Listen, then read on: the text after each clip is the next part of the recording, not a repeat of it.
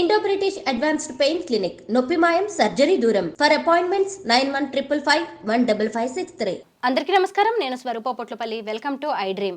మానవ సంబంధాలు బలహీన పడిపోతున్నాయి, ఒకరి మీద ఒకరికి ప్రేమ తగ్గిపోతుంది అని ఈ మధ్య చాలా మంది అంటున్నారు. కానే కాదండి, ప్రేమ అనుబంధం అనేది ఏ రోజుకి ఆ రోజు పెరుగుతూనే వస్తున్నాయి. దానికి నిదర్శనమే ఖమ్మం జిల్లాలో జరిగిన ఓ సంఘటన.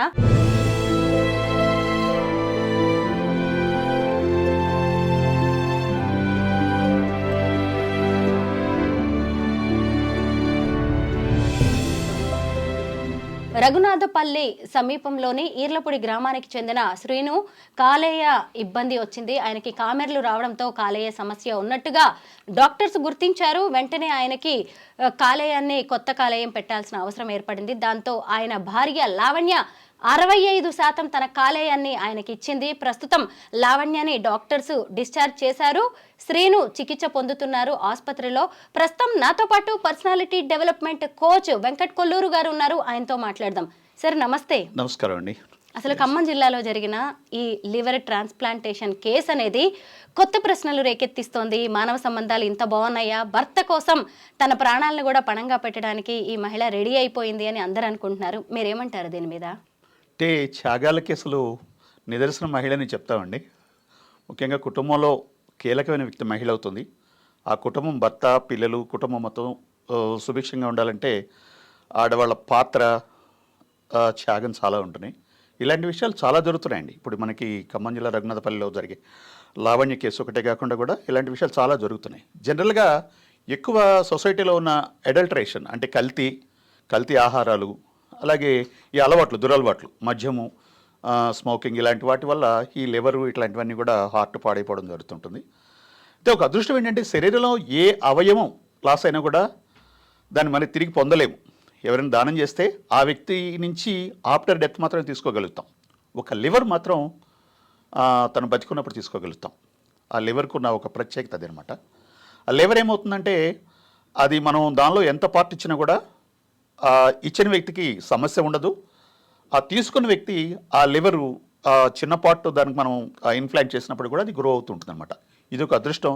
దీనివల్ల లివర్ విషయంలో ఎంతమంది సఫర్ అయినా కూడా వాళ్ళంతా కూడా తిరిగి పునర్జన్మ పొందడానికి అవకాశం ఉంటుంది.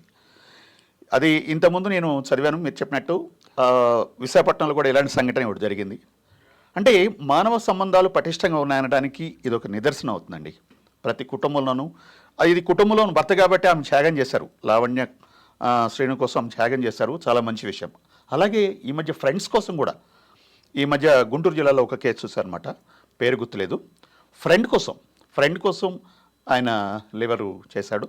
అయితే దురదృష్టం ఏంటంటే అతను ఇంకా వేరే సమస్యలు ఉండటం వల్ల లివర్ ట్రాన్స్ప్లాంట్ జరిగినా కూడా అతను చనిపోవడం జరిగింది. సో వీటితో పాటు మీకు ఇంకొక ప్రముఖమైన విషయాన్ని కూడా ఒకటి నేను చెప్తాను. మనము సినిమాల్లో ఏవిఎస్ అనే వ్యక్తి గురించి విన్నాం. చాలా మంచి గొప్ప ఆర్టిస్ట్ ఆయన. ఒక కామెడీలో మనకి బ్రహ్మానందం వీళ్ళందరి తర్వాత ఒక మంచి ట్రెండ్ క్రియేట్ చేసిన వ్యక్తి ఏవిఎస్. ఆయన ఏ సుబ్రహ్మణ్యం అంటాము. ఆయన యాక్చువల్గా నేను ఒక పత్రికలో పనిచేసేటప్పుడు నా కొలీగ్ కూడా నాతో పాటు కలిసి పనిచేశారు కొన్నాళ్ళు. అంటే నాకు చాలా సీనియర్ అయినా బట్ అయితే పనిచేశారు. అంటే ఆయన సినిమాల్లోకి వెళ్ళడానికి ముందు ఫస్ట్ మూవీ వచ్చింది మనకి మిస్టర్ పెళ్ళాంలో ఆయన చాలా ట్రైనింగ్ క్రియేట్ చేశాడు. ఆ మూవీకి వెళ్ళడానికి ముందు నేను ఆయన కలిసి ఆ పత్రికలో పనిచేశాను. అయితే తర్వాత ఆయనకి చాలా సినిమాలు చేశారు. మంచి పేరు వచ్చిందంతా. అది ఎక్కువ ఆయనకి లివర్ ప్రాబ్లం వచ్చి లివర్ అంతా పాడైపోయి చాలా ఇబ్బంది పడిన టైంలో వాళ్ళ కూతురు ఆయనకు లివరు దానం చేశారు. అది కూడా ట్రాన్స్ప్లాంట్ జరిగింది. చాలా కాలం ఆ లివర్ ట్రాన్స్ప్లాంట్ అయ్యాక చాలా కాలం ఆయన ఉన్నారు. అయితే మరే అనేక కారణాల వల్ల ఆయన మళ్ళీ చనిపోవడం జరిగింది. సో ఇట్లాంటివన్నీ కూడా ఈ అవయవ దానం అనేది ఒక అద్భుతమైన దానం అండి. ఇది చాలా అవసరం.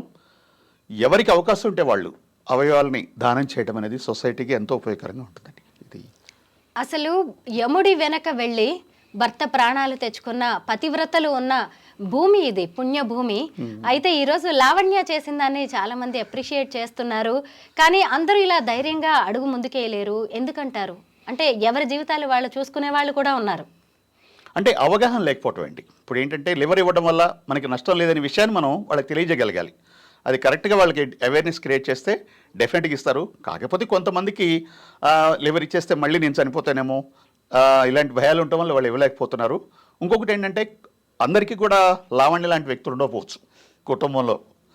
సరే ఆయన వెళ్తే వెళ్ళారులే, నేను నా పిల్లలు ఉండి అనుకునే వాళ్ళు మనం ఏం చేయలేము. బట్ అయితే అవేర్నెస్ క్రియేట్ చేయడం వల్ల ఎక్కువ మంది చేస్తారండి. ఎవరు కూడా తన పసుపు కుంకాలను చెరిపేసుకోవాలని ఎవరు కోరుకోరండి. డెఫినెట్గా ఏమాత్రం అవకాశం వాళ్ళు చేస్తారు. ఎవరో ఒకరారో చేయలేదని చెప్పంటే మనం వాళ్ళ గురించి మనం ఇక్కడ మనం ప్రస్తావించాల్సిన అవసరం లేదు. అవకాశం ఉన్న మేరకు ప్రతి ఒక్కరు కూడా చేస్తారు. కాకపోతే వచ్చిన విషయం ఏంటంటే ఇది ఆర్థికపరమైన సమస్య కూడా. ఒక లివర్ ట్రాన్స్ప్లాంట్ చేయడానికి సాధారణంగా 4-5 లక్షల రూపాయలు ఖర్చు అవుతుంది. ఇంకా కొంచెం అది క్రిటికల్ అయితే 15-20 లక్షలు కూడా అయిన సందర్భాలు కూడా ఉన్నాయని చెప్పేసి నేను కొంతమంది డాక్టర్స్తో మాట్లాడడం వల్ల తెలుసుకున్నాను. ఈ ఫైనాన్షియల్ ఇష్యూస్ వల్ల కూడా కొన్ని ఫ్యామిలీలో వాళ్ళు ఇవ్వలేకపోవడానికి కారణం ఏంటంటే లివర్ ఇవ్వడానికి రెడీగా ఉన్నప్పటికీ, భార్య కానీ కూతురు కానీ ఇంట్లో ఫ్యామిలీ సభ్యులు ఎవరైనా ఇవ్వడానికి సిద్ధంగా ఉన్నప్పటికీ కూడా వాళ్ళకి మార్చడానికి ఆర్థికపరమైన అవకాశాలు లేకపోవడం వల్ల కూడా కొంతమంది ఇవ్వలేకపోతున్నారు. అయితే ఈ మధ్య ఆరోగ్యశ్రీ లాంటి కొన్ని పథకాలు వచ్చినాయి. వాటి వల్ల ఇది సాధ్యం అవుతుంది. కొంతమంది అవేర్నెస్ ఉన్న వాళ్ళు ఇవన్నీ చేస్తున్నారు. అది తప్పకుండా. బ్రెయిన్ డెడ్ అయిన వ్యక్తుల బాడీ అవయవాలు ఇవ్వడం వల్ల 5-6గురికి పునర్జన్మ లభిస్తోందండి. కానీ కొన్ని ఫ్యామిలీస్ ఆ టైంలో ట్రామాలో ఉండి ఇవ్వడానికి కూడా పెద్దగా ఇష్టపడరు. కానీ ఇచ్చిన వాళ్ళు ఆ తర్వాత తమ కుటుంబ సభ్యుల అవయవాలని వేరే వాళ్ళు చూసుకొని ఎంతో సంతోషపడుతూ ఉంటారు. ఈ రోజుకి కూడా అవయవాల అవసరం ఎంతో మందికి పడుతోందండి. నాకు తెలిసిన ఓ వ్యక్తికి కూడా పుట్టుకతోనే ఒక కిడ్నీ లేదు, ఇంకొక కిడ్నీ ఏమో బాగా డ్యామేజ్ అయిపోయింది. సో ఆయనకి ఇప్పుడు ఖచ్చితంగా కిడ్నీ కావాలి, అవయవ దానిలో ఆయన పెద్ద వెయిటింగ్ లిస్ట్లో ఉన్నారు. అంటే ఒక రకంగా మరణశయ్య మీద ఉన్నట్టే. అయినా సరే ఎవరు కూడా పెద్దగా అవయవ దానానికి అనుకున్న స్థాయిలో ఎందుకు ముందుకు రావట్లేదంటారు? అది కేవలం అవేర్నెస్ లేకపోవటమేనండి. ప్రభుత్వాలు ఎంత చెప్తున్నా అంటే దీని మీద ఇంకా వర్క్ చేయాల్సిన అవసరం కూడా ఉన్నట్టుగా కనిపిస్తుంది. ఇప్పుడు ఏమవుతుందంటే సొసైటీలో చాలా మందికి, నేను కొంతమంది నాకు ఉన్న ఫ్రెండ్స్ కూడా ఉన్నారు, ఇంజెక్షన్ చేయించుకోవడానికి భయం. ఇంజెక్షన్ చేసుకోవడానికి భయపడతారు. ట్యాబ్లెట్ నేను వేసుకుంటారు, ఇంజెక్షన్ చేసుకోవడానికి భయపడుతుంటారు. అలాగే సర్జరీ అంటే నేను చనిపోతాను కానీ చావనని వస్తాను కానీ నాకు సర్జరీ అవుతుంది అనేవాళ్ళు కొంతమంది ఉన్నారు.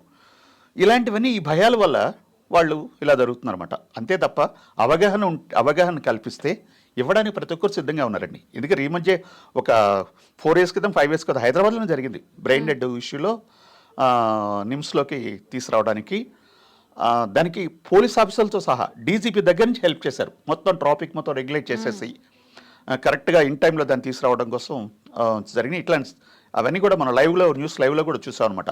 4-5 ఏళ్ల క్రితం కూడా జరిగింది. అట్లాగే 2002లో ఒకటి జరిగింది. ఇలాంటి కేసులు జరుగుతున్నాయి. దీనివల్ల ఒక అద్భుతమైన విషయం ఏంటంటే అండి, ఎవరైతే తన బిడ్డను కోల్పోయారో వాళ్ళని తిరిగి వాళ్ళ మనసు కానీ, హృదయం ఇస్తే మనసు కానీ, కళ్ళు ఇస్తే చూపు కానీ చూసుకునే అదృష్టం మనకు కలుగుతుందండి. ఈ అదృష్టాన్ని చాలా తక్కువ మంది పొందుతారు.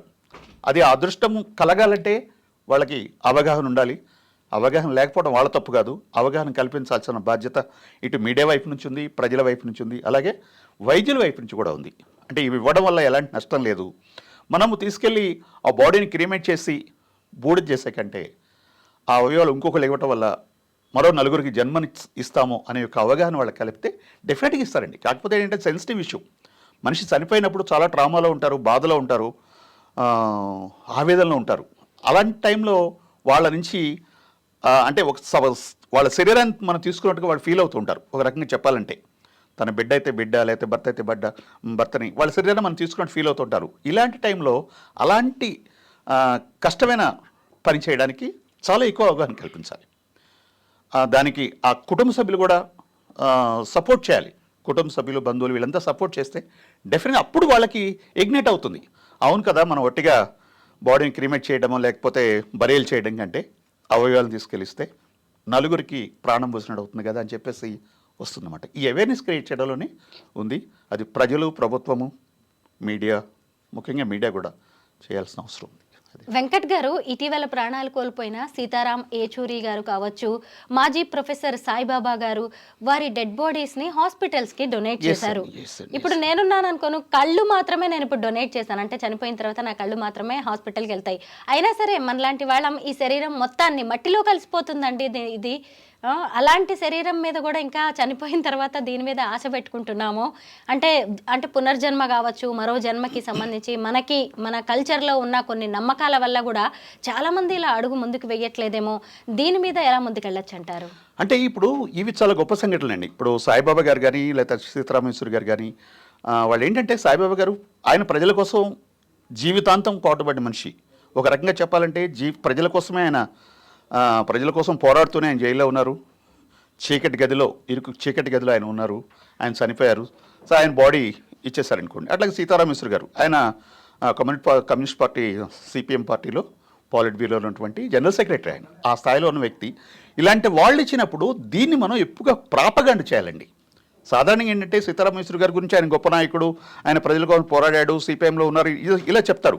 ఆయన చనిపోయాక ఆయన బాడీని తీసుకెళ్ళి మెడికల్ కాలేజీకి ఇచ్చారు, లేకపోతే అందులో అవయవదానానికి ఉపయోగించారు, లేకపోతే సాయిబాబా గారి బాడీని విద్యార్థుల కోసం మెడికల్ కాలేజీకి ఇచ్చారు, ఆయన పనికొచ్చే అవయవాల్ని ఇతరులకు ఉపయోగించారనే విషయాన్ని మనం ఎక్కువగా క్యాంపెయిన్ చేస్తే, ప్రాపగాండ చేస్తే వీళ్ళని ఆదర్శంగా తీసుకున్న వాళ్ళు కూడా జనరల్గా చేయగలుగుతారు. అయితే ఇది చాలా తక్కువ జరుగుతుంది. వాళ్ళ గురించి చెప్పినంతగా వాళ్ళు చేసిన ఈ పనులు, గొప్ప పనుల్ని, ఆ ఫ్యామిలీ చేసిన పనులు, వాళ్ళు చనిపోయే ఫ్యామిలీనే కదా చేసేది, ఆ ఫ్యామిలీ చేసిన పనుల్ని కొంచెం ఎక్కువగా ప్రైజ్ చేస్తూ ఎక్కువగా క్యాంపెయిన్ చేయాల్సిన అవసరం కూడా ఉందండి. ఇది అవసరం. ఒక అదృష్టం ఏంటంటే, నాకు సీతారామేశ్వరి గారు చనిపోయే ముందు ఆయన ఇంటర్వ్యూ నేనే చేశానండి. విజయవాడలో ఎలక్షన్ జరుగుతున్నప్పుడు సిపిఎం పార్టీ ఆఫీస్లో వాళ్ళు రిక్వెస్ట్ చేస్తే సిపిఎం నాయకులు అందరితో చేశాను.